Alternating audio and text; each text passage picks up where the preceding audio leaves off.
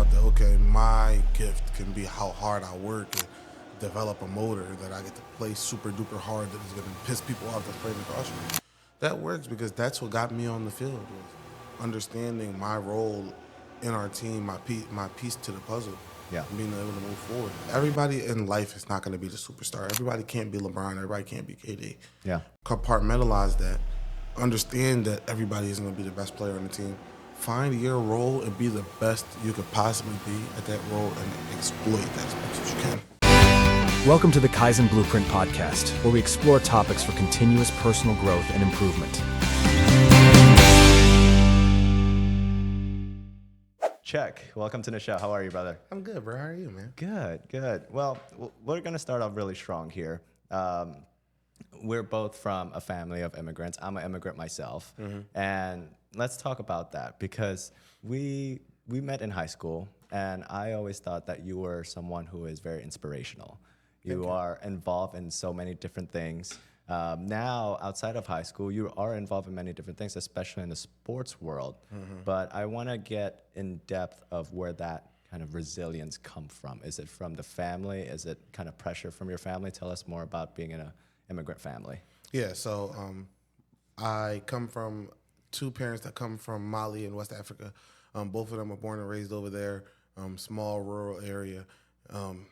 Water has to be dragged up with wells, and everybody just works very hard for everything that they have. My dad grew up working at his uncle's convenience store on the property, just trying to take care of his family, trying to show everybody that it's possible. He went to school to be a teacher over there, and when he graduated from school, he came up to his aunt, and he came up to her and said, "Hey, man, I really want to go to America so I can get a job.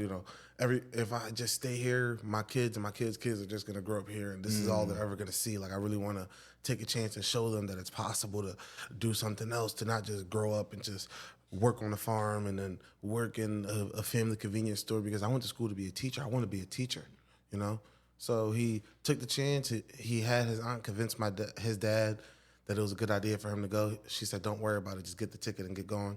Wow. And after he got over here, he worked in a car wash for $2 or $3 an hour for a few years, saved up the money, and brought his wife over.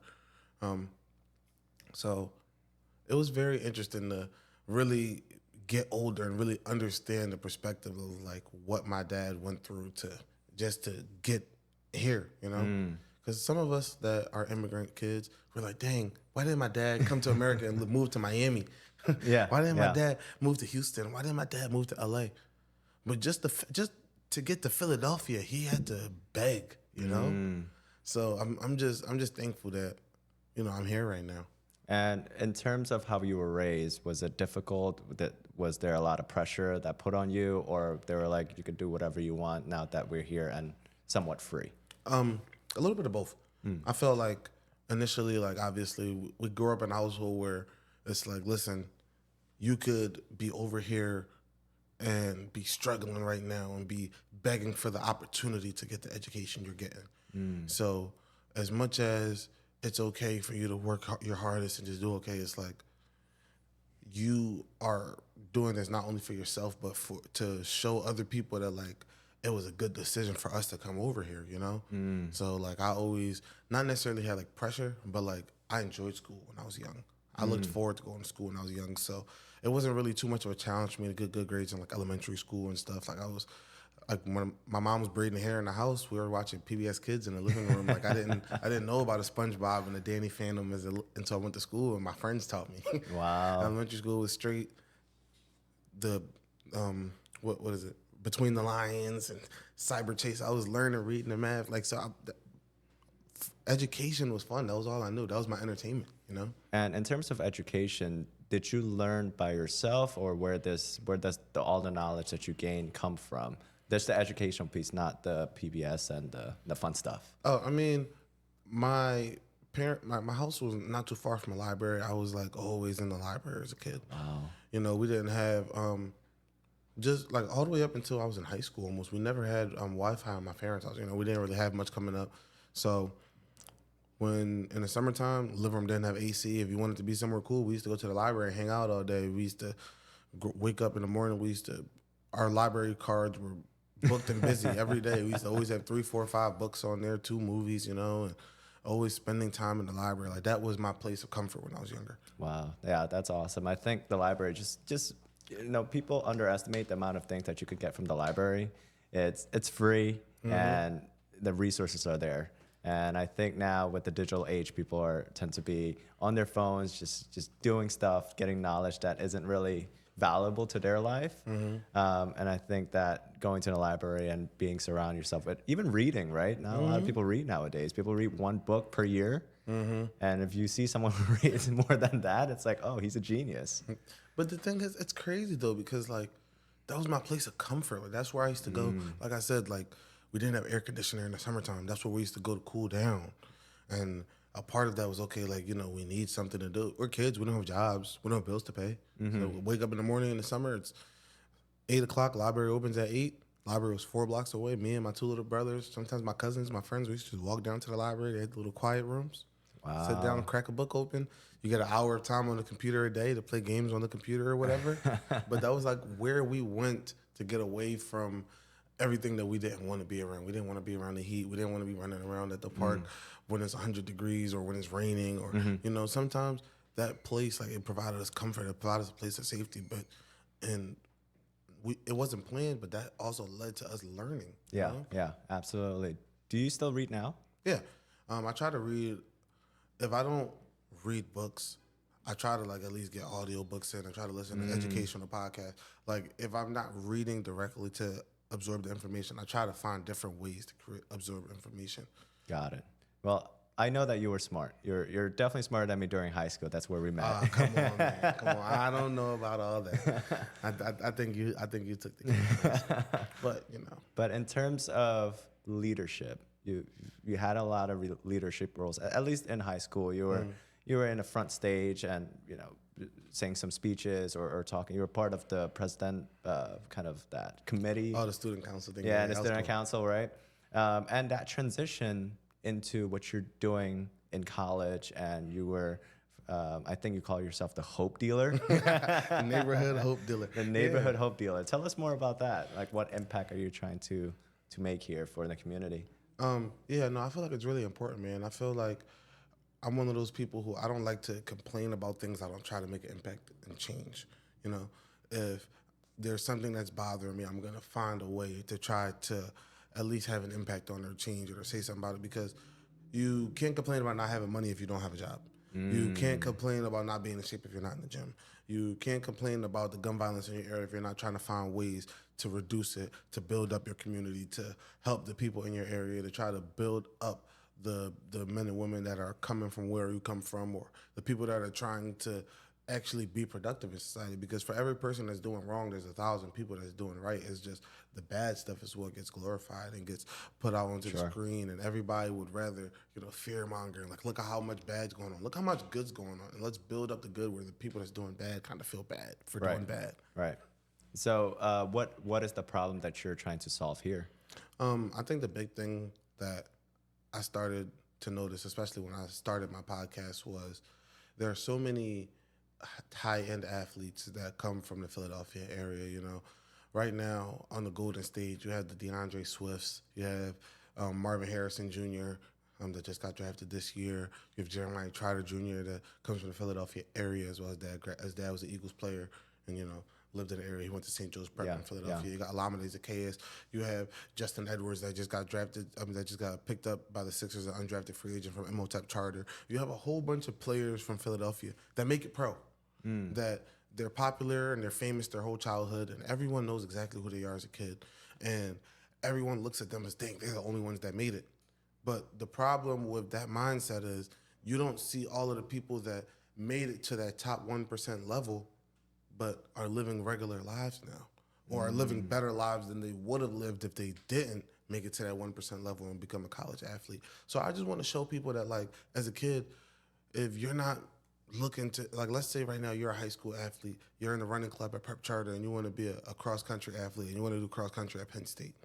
Your times might not come back to get you Penn State numbers, but let's say you couldn't afford a college education before, but now being in the running club at Prep Charter got you good enough to at least be a cross-country athlete at Millersville and get a free education. Yeah. Yeah. Now you get a free education for Millersville, and you get to start your life in 4 years debt free.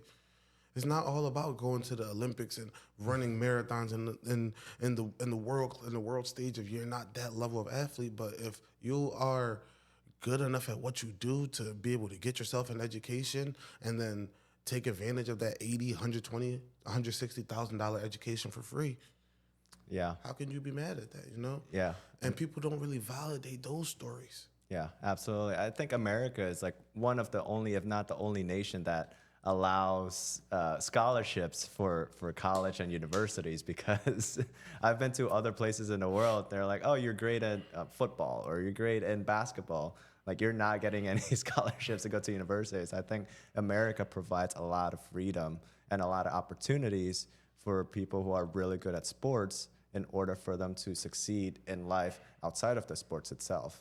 I agree. It just levels the playing field for so many. You know, we're right here in South Philly area. We went to high school not too far from here, and when you look at our high school, Prep Charter is a nice, beautiful building. It's on the corner of 24th from McKean, but a few blocks away is the projects. You know, there's a bunch of kids that grew up living there. Just think about the lifestyle that they had to grow up in. They had to grow up in a low-income area. A lot of violence in that area. A lot of people that aren't making the right decisions. A lot of people who are doing things that they shouldn't be doing, that are being bad influences on the younger kids in the area. Yeah. And a kid that grows up in that scenario, your options sometimes are numbered. Sometimes you grow up to be one of those guys that's being bad in the projects. Sometimes you have the opportunity to grow up and you have a chance to, you know, go to Prep Charter across the street, be Aldo and get a 3.8 at Prep Charter, and now go to college and get a scholarship and be able to do this or do whatever you want to do instead of being a statistic, you know? So I feel like just that alone would be a win.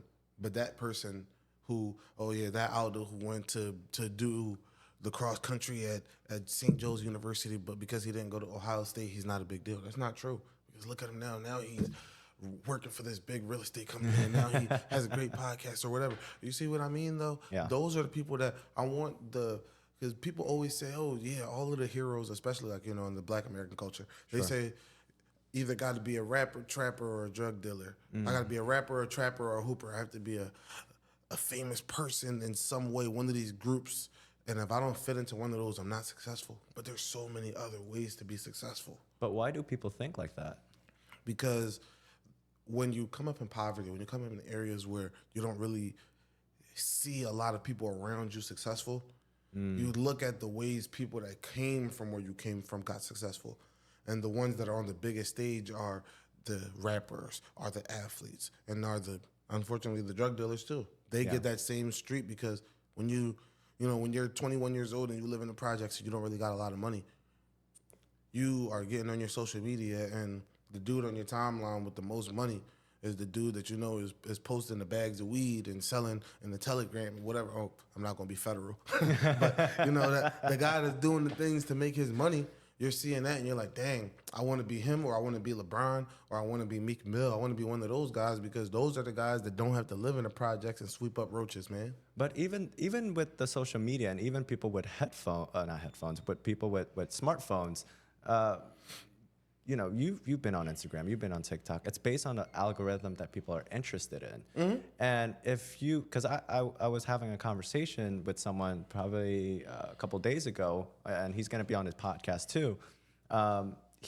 During COVID, he started watching like finance videos. He started watching business videos, and that kind of persuade him into, buying his first house now and being financially free and have that personal finance literacy. But I think, why does people, perhaps the people that you were mentioning here, why do they choose to watch those contents? Because obviously those contents lead them into the decision they make down the line. And I think the choosing what you watch is important as the people that you surround yourself with. Yeah, I agree. But that also just comes to what you are exposed to. You know, like me personally, as much as I listen to all types of music. I listen to pop, I listen to country, I listen to hip hop, I listen to emo music. I listen to it all because I just enjoy the art of music. And, you know, I used to think I wanted to be a rapper when I was in high school too. You know, we ain't gonna get into that. But you know, the thing is, when you're like absorbing hip hop, What's the things that the people in the rap songs are talking about? They talking about how I got the most money, I have the most beautiful girls, I go to the clubs and pop the most bottles and throw the most ones on the ground, and it's all because I can go into a room, into a microphone, I can make words rhyme, and I can make it sound cool, and I can wear these big chains and make people want to be me. Because in reality, that's what Instagram is. A lot of the algorithm for the rappers and stuff that these people listen to, that I listen to, is you open up Instagram and you see a picture of Lil Baby, and Lil Baby got on Chains. $500,000 in jewelry. He has on a $1,000 Marni sweatshirt, $1,000 pair of jeans, and $2,000 in sneakers. I'm looking at that like, dang, I'm not really flying up because I don't got on what Lil Baby got on. But it's like, Lil Baby makes a lot more money than I do. Sure. And Lil Baby's a rapper. Lil Baby could easily go when he's filing his taxes and say, hey, I'm a rapper. I was doing a performance. So that $200K in clothes I was wearing is a business expense. Write that off. Lil Baby just got his outfit almost for free. You're over here envying Lil Baby, wanting to emulate Lil Baby, and willing to do things out of your comfort zone and do things that might be illegal and be able to put you in jail to be like Lil Baby. Lil Baby's being a businessman, not a drug dealer like you think he is. Yeah, yeah. And I think that consumption, that envy, watching the rappers or whoever the athletes, the role models is terrible. and I've met people who are like, oh, I'm saving money for what? For like a Gucci belt. And it's like, I'm pretty sure you taste a little bit of luxury before in your life. And my point is that after you kind of taste it, it kind of diminishes away. Like, right? Yeah. It's like, your birthday comes around and you're like, I want to take a fancy trip and I want to get super fly. And I'm like, okay.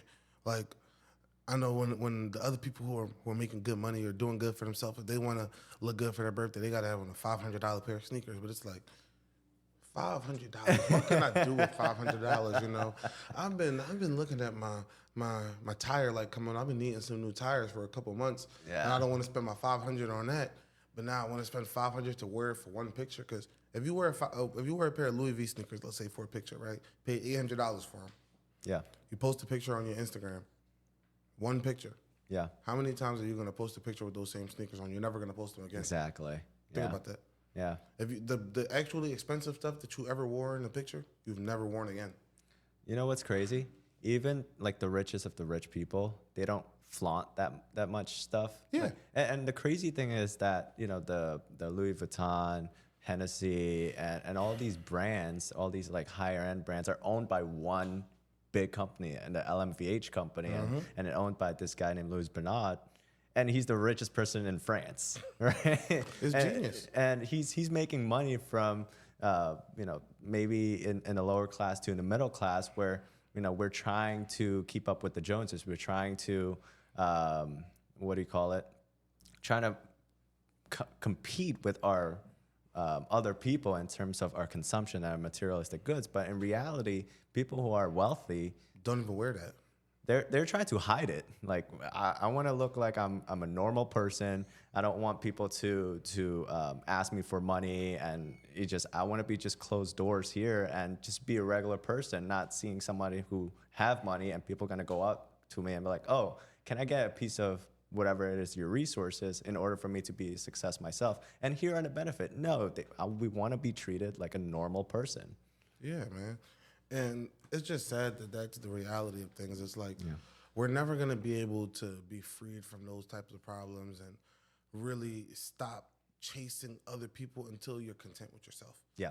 I feel like that's one thing that I really had to teach myself over the course of time, was that I can't look at what other people have and what other people are doing and model my timeline for myself after them. I can't say, this person owns a house, and if I don't buy a house in 3 business days, I'm behind because this guy has a house and he's a year younger than me. Yeah. You'll go mad.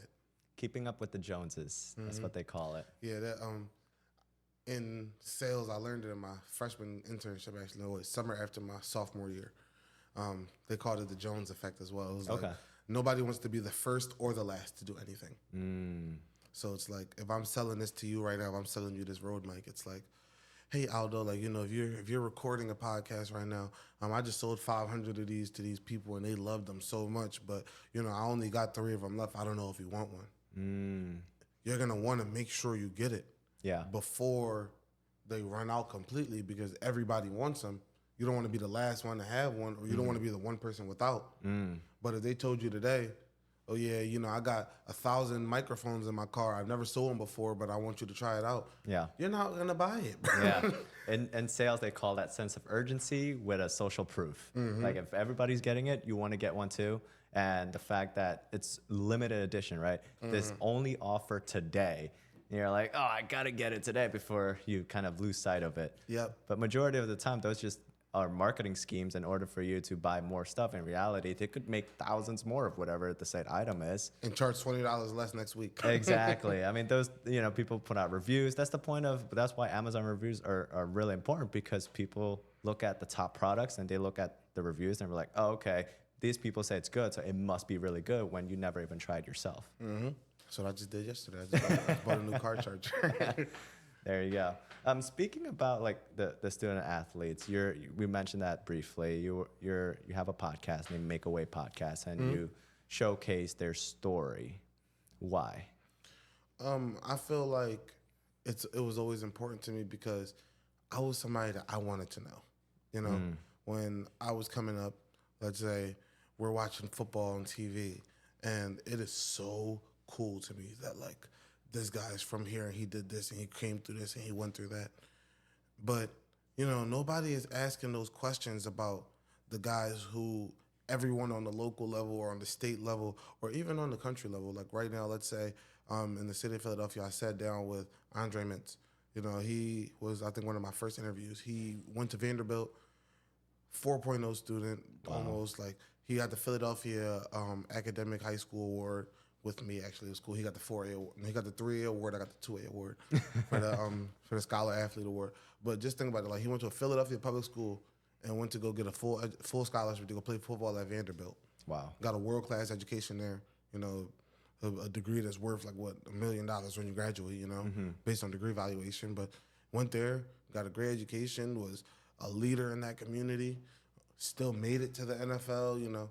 He's playing professionally right now for the DC Defenders in the UFL, but it's still cool. And there's a lot of people who, besides the 12 posts on his Instagram profile, don't know who he is, who never heard. Because that's the thing, too, with sports is like we have faces, we're moving images on the screen, but nobody really knows about who you are. Most people who are watching sports probably don't even know the voices of their favorite athletes unless they follow them on social media and hear their voice. Yeah.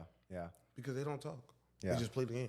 What struggles do you see with most student athletes on the come up?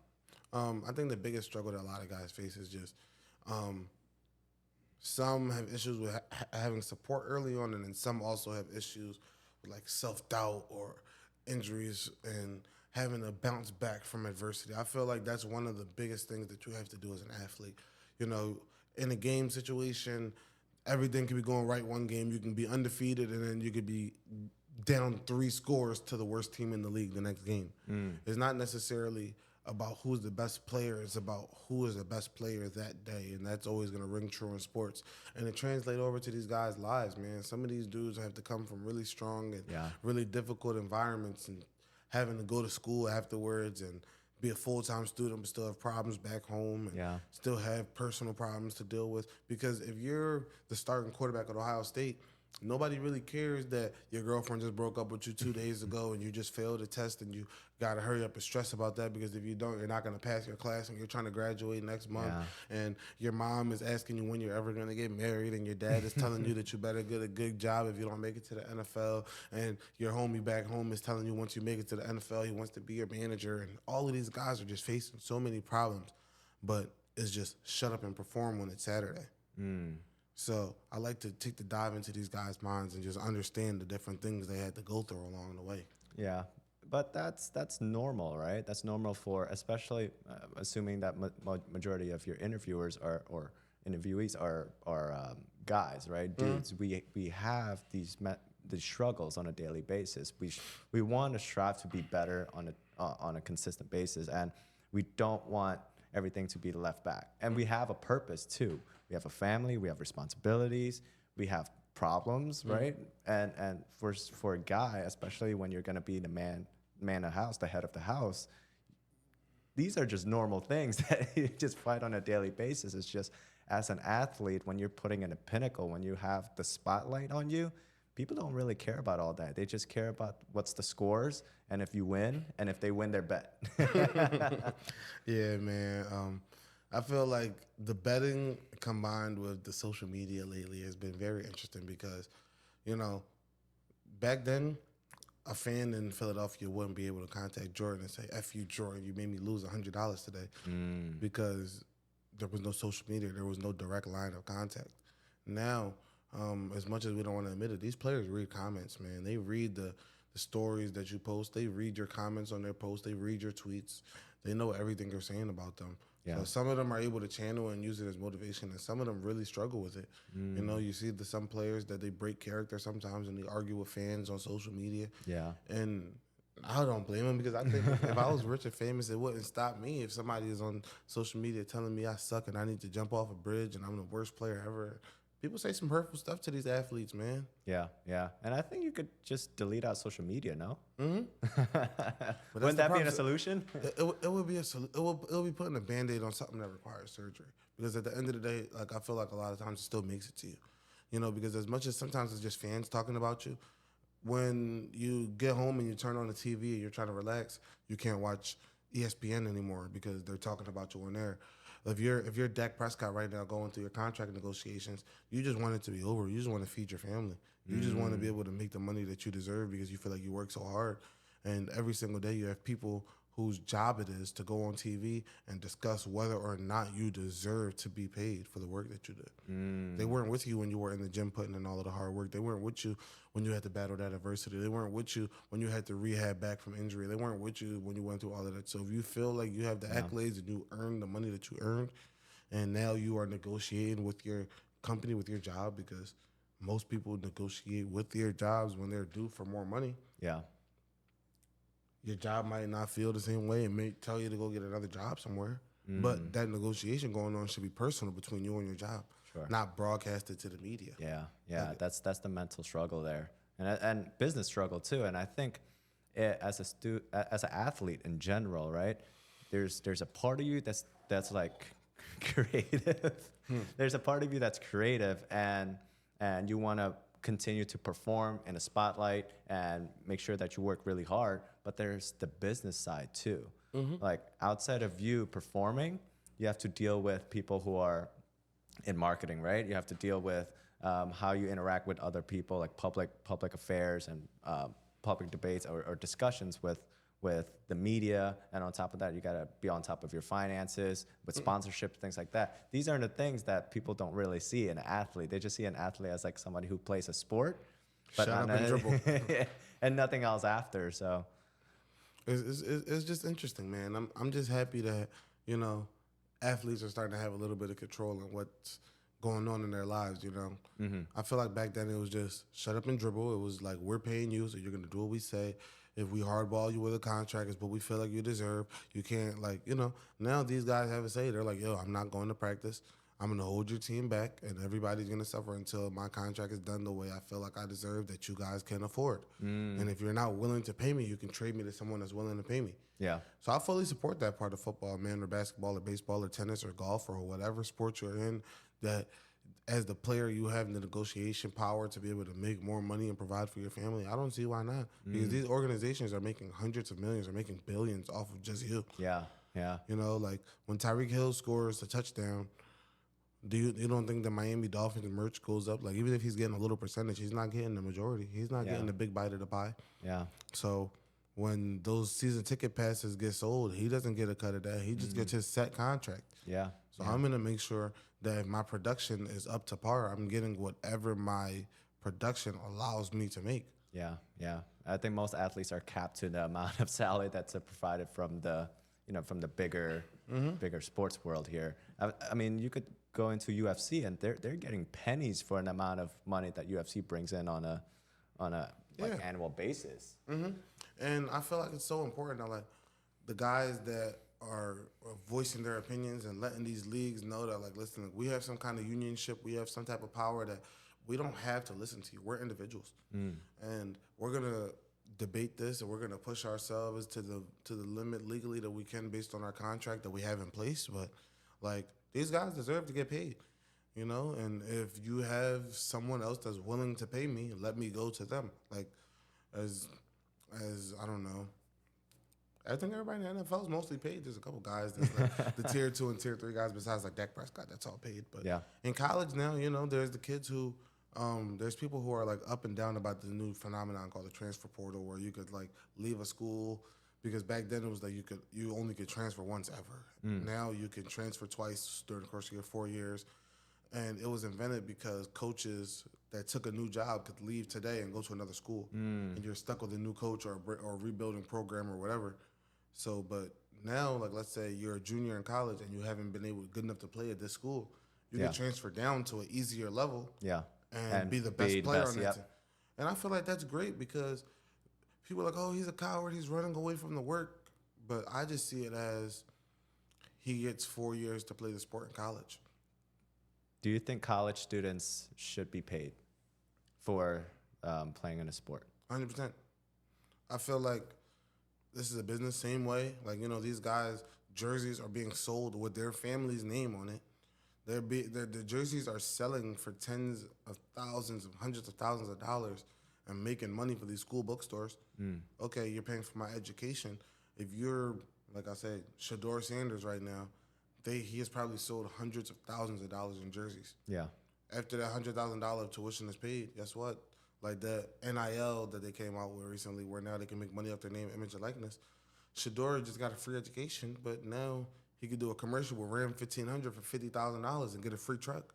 Do you think that they should take away the scholarships if the college athletes are making money themselves or getting commission out of these sales? I think that the education is the least that they could get for free, you know, because that's just what they're getting for showing up. What I'm doing outside of this, like if I'm Shador and I'm doing a commercial, Yeah. I got paid by Ram. I didn't get paid by the school. So I'm playing for you. I'm putting your school's emblem on my chest. I'm putting my body on the line for your school every day. The least you could do is let me go to school here for free and not have to pay you $100,000 to read books in the classroom. You know? Yeah, yeah. In terms of like personal development for athletes, right? They're pretty much at that pinnacle in terms of the physical aspect. Tell us more about the mental struggle that they go through. A lot of athletes really, like I said, you have to be able to balance your personal life and your athletic commitments. And a lot of times people struggle with that. There's a lot of times where you have to find time to study because let's say you're a regular football player right now. My little brother goes to Coastal Carolina. I just bought his jersey, so that's what I got him today. But let's say Eve's at Coastal. His day starts at 6 a.m. at the facility. And from 6 a.m. to 12 p.m., he doesn't see anywhere outside of that facility. It's all football all the time. They have meetings, they have practice, they have lift, they have walkthroughs, they have meetings, whatever, from 6 a.m. to 12 noon. So for the first 6 hours of his day before he even sees outside, Wow. football. Just working. 6 hours out of his 24. Yeah. You have to factor in he's going to sleep 6 to 8 hours a night. So half of his day is resting for football and doing football. While the other students that go to the school have the whole 24 hours. If we both have the same paper that's due at 3 o'clock when we get to English class, but from midnight to noon, I'm either resting for football or doing football. I have half of the opportunity to prepare for school and have to take the same 15 credits as you. That's a struggle for a lot of guys, man. Yeah. Because you got to find the time and work hard. Do you think that they are doing the education piece just in case of a plan B? I mean, it's not really the plan B because in reality, when you look at it, as much as everybody's goal is to make it to the NFL or the NBA or the MLB or whatever, like you got to remember that only 1% of the guys make it.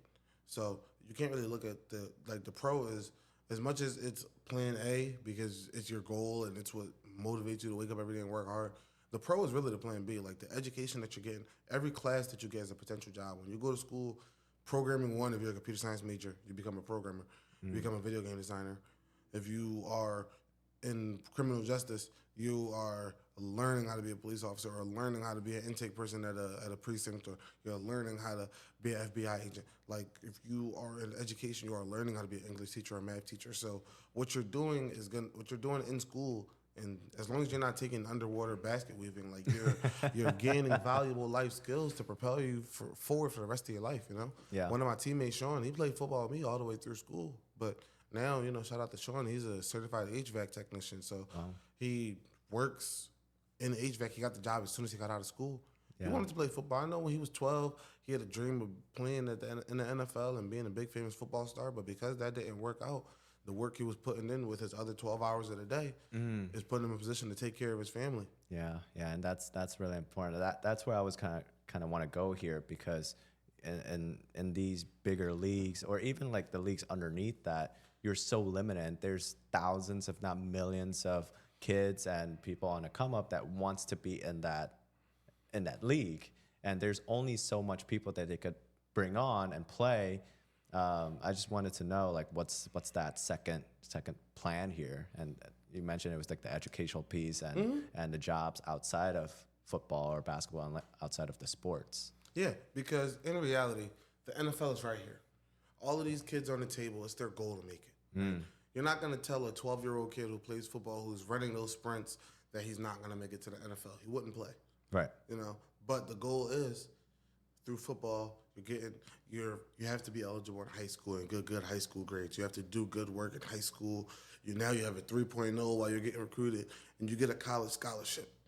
That 10 to 15% of guys that are good enough to play in college football now win.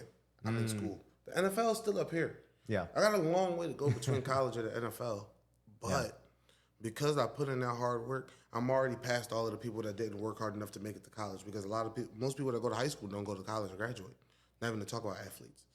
So now I'm already a leg ahead of all of the people that didn't play sports or that played sports and didn't make it to college. I'm in college, not even to talk about being a college athlete. Yeah. Now you're working hard in college, doing all the work in college, getting good grades, getting internships and experience while you're in school, going to these conferences, and still being a good football player.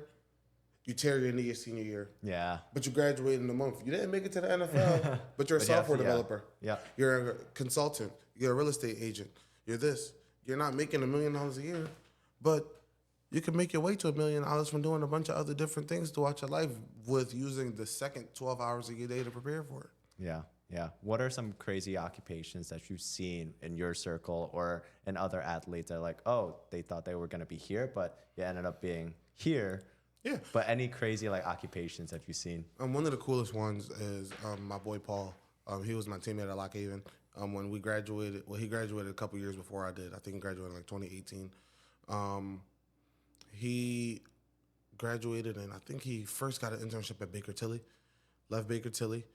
Didn't have a master's degree, and locked himself in and said, "I'm not working anywhere that's not a Big Four consulting firm." And right out of college, after like a year or two, got a job at Ernst & Young. Wow.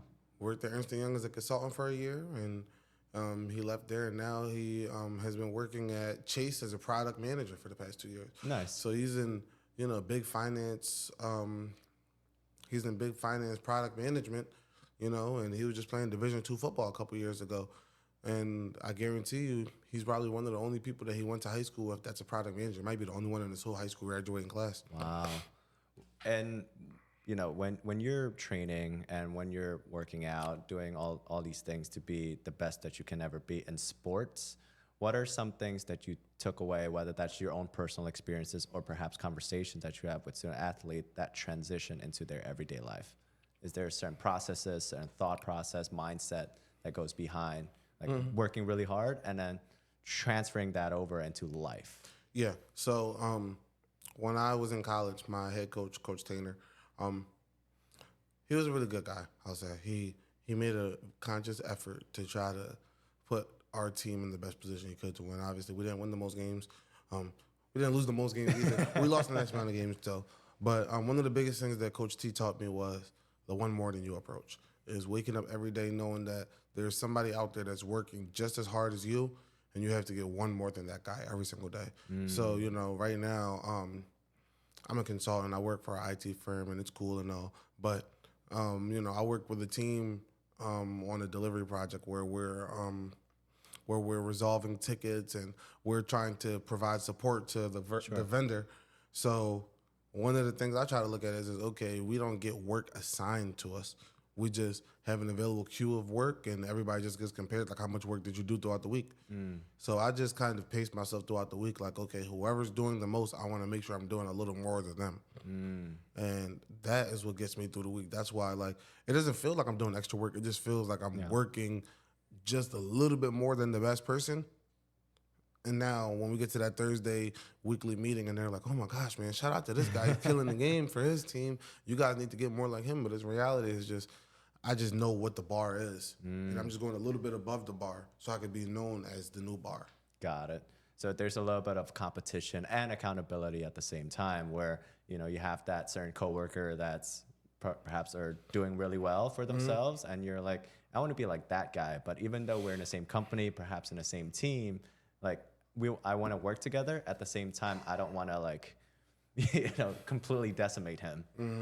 It's important, man, because if you don't, you're not going to understand the levels that you can go to. Now, I'm finally at the point with my team where our team lead kind of stops me in the morning meetings, and she's like, hey, like, I want you to take this on. And this is something that we had never really asked you to do, but I want you to learn how to do this in case of emergency. And now, hey, instead of this being this person's job, I'm going to ask you to take this up. And it allows you to learn how to do different things or understand more intricacies with the project that you're working on, because by showing the person that you work with how hard you work, you're opening the groundwork for them to trust you with more work later on down the line. Yeah. Because people think promotions and such are based on time served, you know? Jail reference. But not necessarily. It's like, instead of time served, there has to really be the quality of the time put in. You know, how much people trust you, because that's all work is people trusting you to do a job that you're assigned to do. Yeah, it's not just about the time, but it's all about the politics too. You know, it's to make sure that the people who are decision makers in terms of getting you to a higher level see that you're doing the work and making sure that you took initiative outside of just, you know, your job description to do more and provide value for the company. Exactly, because then when you're in that higher position, the people below, you're going to have a standard for them to work it that way. Because you don't want to promote the lazy person and now they are okay with people being lazy beneath them because that's how they got there. Yeah. You want the people that's going to work hard and be eager to work hard because they're going to encourage people beneath them to work hard as well. Yeah, that's what I've seen in most athletes and military people, like ex-military, ex-athletes. You guys have a tremendous amount of work ethic. I mean, it's like you get tested mentally, you know? You get pushed to the limit a lot. You get taught that, like, when you are completely out of gas, you still have 5 more miles in you. You know, you always taught that you have to just push yourself and push yourself and push yourself. Like, lately, I've been on this little binge where my one friend on my timeline was, like, running miles every day, and I was, like, on a binge where I didn't do cardio for, like, 2 years straight. I woke up one day. I definitely see that in your story. Yeah, I'm like, I saw this girl, and she's just running these miles every day, and I'm like, I want to do that, too. I don't know if I got 2 with me, but I got 1. So I just went outside one day, and I ran a mile. Yeah. It sucked. Absolutely. It sucked. But I woke up the next day, I'm like, you know, I'm going to try it again. And then this time on the first lap, I'm going to try not to stop for the whole first lap. Okay, let's do it again. And I just kept doing it. Now I'm like 40 miles in this year. Wow. And I didn't run a single mile last year. Yeah. You know? Well, you compare yourself to who you were yesterday. That's the most important thing, not who somebody is today. And I think what you're doing here, doing it on a consistent basis, yeah, you never ran the past year or so, but you start taking that initiative. People are just so afraid of, like, they're looking at a marathon runner and they're comparing themselves to that, and like, there's no way you're gonna be in that person. I mean, eventually, yes, but there's no way you're gonna do it by tomorrow. And you need to make these small progressions of, like, maybe today I'll just put on the running clothes just in case, and then tomorrow I'll walk out the door. And tomorrow, I'm actually going to run a block, and then eventually it adds more and more and more. And I think that taking that first step is the most important, and everything else just works out. Exactly. And, you know, a big thing is, too, it's good to get a little bit of positive affirmation, too. Like, you get online, and, like, I have my friend Justin. He's really, really consistent. He goes out there every single day and runs every day. I think he posts, like, he's at, like, a few hundred miles in the past couple of years. Wow. But when I get up every day and I'm on my way to the gym getting myself dressed, I'm half dead in the morning, about to drink a little cup of tea because my stomach hurts at 4 o'clock. and I'll get on, and every day at 4:12, my friend Justin is posting a clip of his posting the stereo of his car because he's driving to the gym. And every single day, he just posts that car stereo.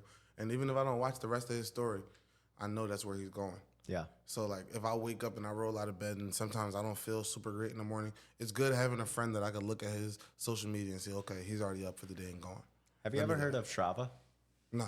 So Strava is like a social media app. It's like a social media but for athletes, predominantly endurance athlete. So me and my accountability partner Ben, we would just because we have like either a watch or something that records our runs, and that automatically upload it to Strava. Because if we post on like Instagram, everybody watches it, but on Strava, it's predominantly like athletes who are doing these endurance sports. So every time that I wake up, and he wakes up pretty early. He wakes up at 4:30 a.m. Every day, almost every day. And by the time like 5:30 or like 6:30 hits, he already finished his workout, whether it's a run or a workout. And I'll wake up around like 5:30 and I see that and I get so mad. I'm like, God damn it, this guy's already up and absolutely killing it. But that waking up early and doing the hard things translates into other aspects of your life. Yeah. If you're going through tough times, whether that's work, whether that's family, or just anything, you're able to fight through it just because you're able to go that extra mile in that morning or whenever it is during the week. Yeah, it's so critical, man. And not even that, it just shows you that, like, in life, like, let's say right now I'm running this mile and I'm at about 0.8.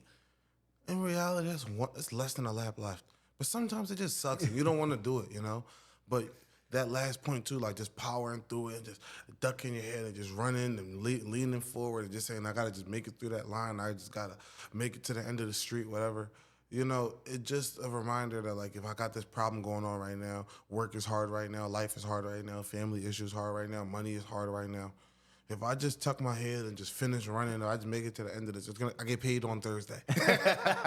You know, if I just put my head down and keep running, I'll make it to Thursday when I get paid. You know, shout out to my bank, I get paid a day early. Most of the time, I get paid on Wednesdays. Getting paid on Wednesdays is so sweet. I'm not gonna lie. Really? Yeah, it's great. I never heard about that. Getting paid on Wednesdays. Is it the bank or your? It's the bank. It's the bank. Oh, do you get the banks that kind of pay you ahead of time, and then when your paycheck comes from the actual company, like, you get reimbursed? So what happens is my company deposits the check.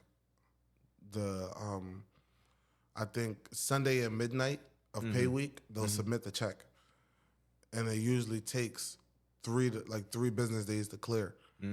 So like the businesses usually will set it up where, like, have the funds available to them every Thursday. But if the bank already has the money and they're familiar with your job's check that comes every week, they trust that check writer, so they'll, like, as soon as they see the check, they could process it faster. So since they could process the check faster, they'll be like, okay, we know that this is legitimate funds, so we'll give you access to it a day earlier than usual. Yeah. That helps. Interesting. Yeah. So you just basically get money ahead of time. Wow. Nice. That's goals. So you've been an athlete and in school and in universities, and now you're making an impact for other athletes.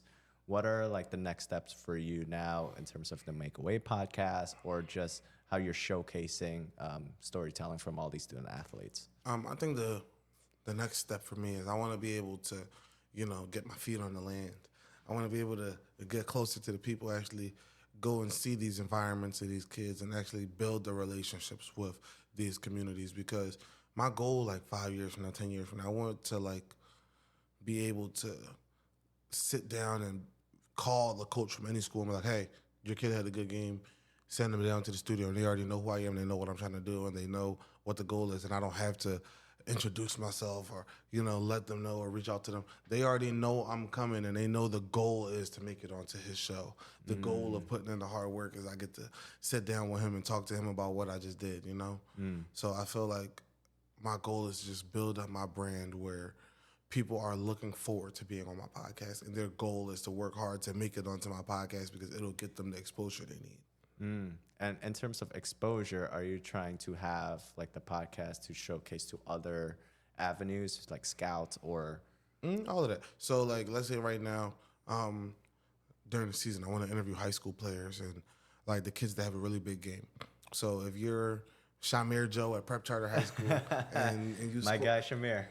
and you score 40 points in the game, I want to be able to sit down with Shamir and talk to Shamir, and so that the people who are watching my podcast, they might be other kids in the area, they might be high school coaches from the area, they might be AAU coaches from the area, or they might be an AAU coach that knows a college coach that says, hey, coach, watch this video. I think this kid will be good for you. I just watched his highlight tape, and he was really good. You know, he just dropped 40 for Prep Charter High School. Yeah. That's my goal, is like for my podcast to be almost like, if this kid is on there, he's legitimate, check him out. Yeah, yeah. But in a world where social media is a huge thing, I think you mentioned this on a podcast with Monte, that everyone have a highlight reel. Mm-hmm. Everyone have, you know, these short form videos that they could send out to colleges, when colleges can watch them. How is that? How is your podcast better than that, and give more exposure than what social media provide for many people now? I feel like the big thing is, like, coaches only have but so much time, you know? So if I can build my podcast to the point where they can just know that if I go to him, if I go to this platform, this is where I can find the ballers, or this is where I can find the best kids, it'll save them a lot of time. Because right now, let's say a kid makes a highlight tape for a coach. On average, a highlight tape for a high school player is about 3 to 5 minutes. Head coach, a college coach watches on average about 30 seconds to a minute, if they even take the chance to click the link and watch the ad. So, you know, you're not always going to be able to get that personal time with that coach, or the coach is not always going to open your email. But if I could build this up to the point where coaches know, like, okay, this kid, if he's on here, he's one that I have to go looking for, even if I've never heard of him. Because a lot of recruiting is like monkey see, monkey do. Yeah. Scouting is monkey see, monkey do. If a coach is going to offer you a scholarship, sometimes it's going to be because they genuinely like you, and sometimes it's going to be just so the school in the adjacent conference doesn't get you. Got it.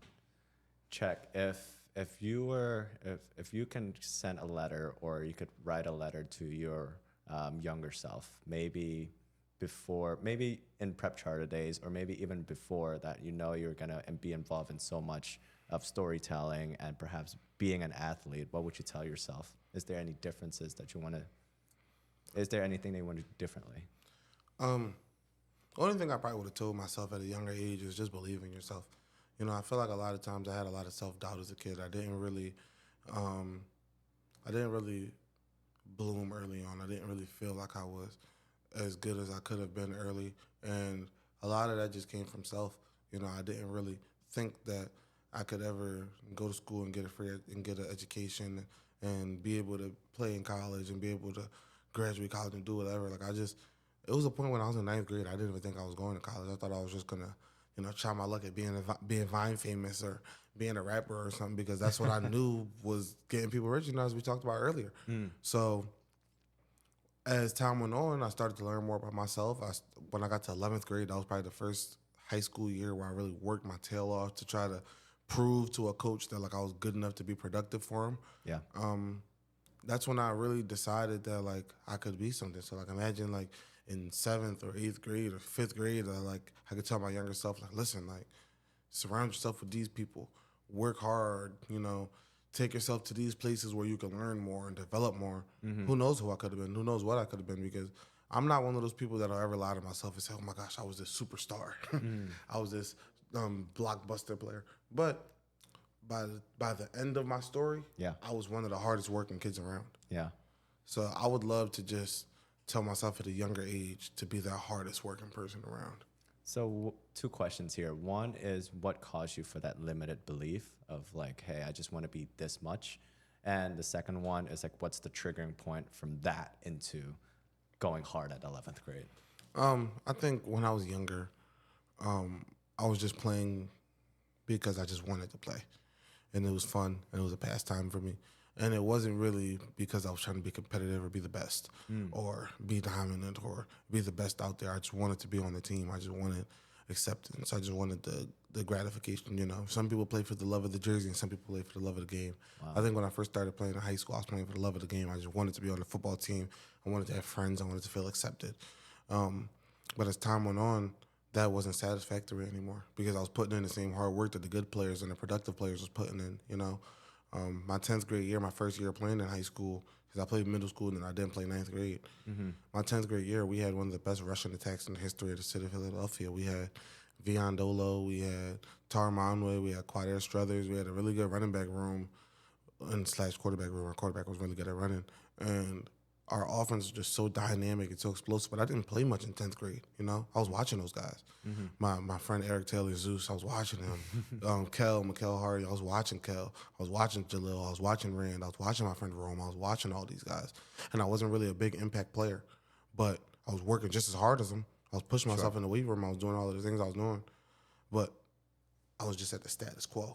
I was just doing what I was told to do at practice, at lift, at meetings, at workouts. And I wasn't really pushing myself beyond that level. So that 10th grade year of not being, you know, one of the faces of the team, not being one of the faces of what's going on, it just kind of reminded me, like, that's not good enough.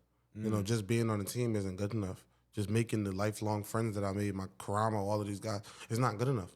You know, I want to play. I want to be productive. I want to work hard. I want to show people that I could really be a good player. Yeah. So I really tucked my head down and worked, man. I found different ways to work out. There was this thing called the Skills Academy with Keita Crispina in North Philly. He was a coach at St. Joe's Prep at the time. Now he's the coach at Eastern University. He used to have free workouts for all of the kids in the city. I used to take the train all the way up on Broad Street to go work out for free with them every week. And I found new and creative ways to get myself better. So that over the course of high school, I got better, man. My senior year, I was finally all conference, and it felt like if my career ended that day, I'd be content because it was all I wanted. Wow. So it's not so. Despite the fact that you were working hard as the other athletes in the 9th or 10th grade there, it wasn't enough. It wasn't like, yeah, you were putting all the work. That's great, but it wasn't like a kick up. And you decided to go to this workout or with the coach here, and you start being creative. And I think that's the most important thing of people, and not just an athlete, but in life too. We all can be working really hard, whether that's at work or in our business. But if we don't be creative and differentiate ourselves from other people, we're still gonna be as mediocre, even though the fact that we work really hard compared to the other people, right? Exactly. Yeah. Exactly. If you have a 9 to 5 and you're just working from 9 to 5, you can't be mad that you only have the money that you got from your 9 to 5. And look, wow, I live paycheck to paycheck. That sucks. Or I only make an extra $1,000 a month, and after I go to the movies with my girl and take her on 2 dates, and you know, go to McDonald's drive-through once a week and buy coffee on my way to work, I only have $200 left. Man, but imagine you use that $200 to develop yourself into something else, or do something that you're passionate about. Because let's say, you know, you have a vlog or a podcast or whatever, or you create music or anything that you're doing, the joy that you're getting from it doesn't have to be money. You don't necessarily have to only make money to be happy afterwards, because there's people, because let's say you're making art. Let's say you're a painter. You use that $200 to buy yourself a brush kit and some paint and some canvases, and you come to your house and you start painting. Eventually, you might learn how to paint, get good at painting, and make a $100,000 painting one day. But it all started from a $200 transaction, the money you just had sitting in your account. You know, you might use it to start a real estate business and buy a phone to do some cold calling. some cold calling, you know, and do your first wholesale contract. And now that $200 phone just turned into $10,000 that you use to sell your first contract. Yeah. But whatever you do, you have to make a conscious decision that this is what you want to do to add to your life. Because right now, you can easily just wake up, work a 9 to 5, come home, eat dinner, take a shower, go to sleep every day. Yeah. But that 5 to 9 is what makes you human. You know, that 9 to 5 is just what provides for the 5 to 9. Yeah. Stop being mediocre and start doing other things. Simple. There you go. Any tips for a student athlete, perhaps they're in high school or in college? Any advice for them here? Just don't see other people's success and feel like you're not doing enough. Look at what you're doing. Look at who you want to be. Look at what you bring to the table and use that to propel yourself forward. I'm real big on pushing yourself past who you were yesterday, like you were saying. Understanding what you can do, what your current capacity is, and what you can do to improve yourself past that. You know, I was always one of those guys. Like I said, I never had the God-given ability. My boy John Davis had the best hands on the team. Quaddy was the fastest on the team. You know, Mahmoud was super athletic. Kareem was big, strong, and fast. And yeah, Karamo, big, strong, fast. I was just the guy who I showed up every day. I worked hard and I played football. But until I found out that, okay, my gift can be how hard I work and develop a motor that I get to play super duper hard that is going to piss people off that's playing across from me. That works because that's what got me on the field, was understanding my role in our team, my piece to the puzzle, and being able to move forward. Everybody can't come. Everybody in life is not going to be the superstar. Everybody can't be LeBron. Everybody can't be KD. Yeah. But if you can compartmentalize that, understand that everybody isn't going to be the best player on the team. Find your role and be the best you could possibly be at that role and exploit that as much as you can. That's my That's goal. good. That's awesome. Any tips for someone who is in your stage? Like they've been an athlete now. It seems like they're not pursuing the NFL spectacle or NBA, but they have like alternative, jobs and things like that, just things to get by. Any tips from them here? Yeah, I mean, the biggest thing is you just have to face the identity crisis. You have to understand that you're not an athlete anymore. Let's really be honest here. LeBron James, we keep talking about him. He's 40 years old, right? Yep. Got drafted in 2004. He's been playing in the NBA for 20 years. If he retires at 40 years old, he doesn't plan on dying at 40. He has a long life left to live. Sure. So even the guys who make it pro, who play pro for 20 years, or 5 years, or 3 years, or 1 year, or 6 months, or whatever, how long they make it, eventually you are going to have to assimilate back into society one way or another. Some people are going to have a lot more money than others, but if you have a job, if you run a business, if you're a manager, if you're a military, whatever you're doing, you have to be content that that is your life. And if it's not the life that you're content with, what are you going to do to change that? Got it. I think that's the biggest message I got for them. This is great messages from from different people and parts of life. Cheick, so I named this podcast Kaizen Blueprint. Kaizen is a word that's comes from Japanese. It's a Japanese term, means continuous improvement, and everything that we talk about is continuous improvement. Whether that's 1% better than yesterday, having the mental capacity to go through any tribulations in life. But is there certain habits, systems, or tools that you're doing on a daily basis that benefit you, that could benefit other people? Yeah, I definitely think the biggest thing I do is consistently try to seek new information and new knowledge. You know, I'm really big on, like you were saying earlier, how your friend has the social media feed that leads into all finance stuff. I sit there and I search little tips and tricks for like little entrepreneurship paths that I want to go on. Like I just recently opened up an LLC with my cousin and one of my best friends. Nice. And, I'm sitting there, and when I'm in the car, it's the little setting on ChatGPT where you can press the headphones and have a conversation with ChatGPT instead of like typing in. So like while I'm driving, I'll have a whole conversation with Chat, like, hey, can you do a market analysis on this? Could you look into this? Could you tell me about, based on this profit margin, how much I would make doing this? And, have a whole conversation with the AI to try to get the answers to the questions that I'm looking for. And then that way, and it's recording all of the information for me so I could just put it into a Google Doc later on. Yeah. So always learning something new. I didn't know that you would have a full-blown conversation with ChatGPT. Oh, yeah, I'm a weirdo, man. I do it all the time, bro. I think, honestly, now I have to pay. I'm going to just pay for ChatGPT Premium, man, because I think over the past month, I've probably had a conversation with ChatGPT once a day, every day. I'm very, very big on it because it's not like I said, they don't have the keys to life. It's a computer. Right. It's generative AI. It's based on, pre-existing data. And that's all it's doing is regurgitating information to you based on the research that it just did. But it speeds up the process. Absolutely. It's like walking into the library, standing at the door, and screaming to someone to check the encyclopedia for you and come back. It's awesome. Yeah. What are a couple things that you're learning right now? Or what are some obsessive stuff that you're learning? So I've been learning a lot about business brokerage. I'm looking at a couple different options for, because everybody wants to be that cool entrepreneur, that cool startup owner. But I feel like there's a lot of benefit to like an existing business that someone just isn't running properly. That like I would love to just like take over and build it up better. Because like before I became a consultant, I was working at Sherwin-Williams. I was working in, residential repaint sales. Sure. So it was cool, running my own retail business and learning how to stock shelves and learning how to do product orders and learning how to do cycle counts and learning how to price products and learning how to get a profit margin and learning how to do the deposits and all of that good stuff. Imagine now I come in and now like I buy a convenience store or whatever type of business, and I've been trying to learn as much about that as I can. Can't give you all the gems yet because nothing's set in stone yet.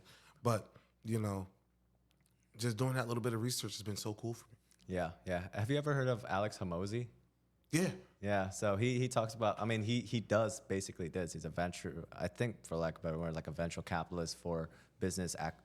His name is actually acquisition.com because he acquires businesses and makes them grow. I don't know how real is that. Obviously, I'm limited to the information that is provided online, but he provides a lot of great insights. If you listen on his podcast, he provides like really good information about business acquisition. So That's dope. it's so super cool. Any final word for people who are listening, or perhaps athletes and people who don't know much about the student athlete world? Just don't give up on us, man. A lot of these guys are working really hard. People have these goals, these big lofty dreams, whether it's men and women, and it's their lifelong dream to play the sport. So, it really pains me when people are like, oh, just give up, just quit, just over with, man. You're 30, stop playing. It's like eventually your body is physically not going to let you be able to play anymore. Sure. So the people that are playing high school, college, youth, just support them. Be there for them, root for them. It feels good to have people come watch you play. It feels good to have people support you. It feels good when, you're running a 5K and you see your family holding up a sign at the end. It's all cool, Yeah. So yeah. for the people out there, support your friends and family that's playing. And if you play, support your friends and family that are playing if you're not playing at the time. Awesome. Cheick, final thing. Where can people find more about you? So you can find me on all of my social media platforms at Make a Way Podcast. No dots, no underscores. YouTube, Instagram. But yeah, man, I listen to my podcast. I love my podcast. We've been taking a brief intermission before we head into season 2. Doing a lot of rebranding, a lot of planning, but it's all for the better. I'm trying to make sure I'm getting you guys the best product I can. So very much stay tuned. Have a lot of really cool episodes out. So go back down there and tap in. Awesome. Well, we'll put the link down below and all of the social handles that Cheick have. Well, Cheick, thank you so much for being on the podcast. Appreciate you, We'll see you on the next one.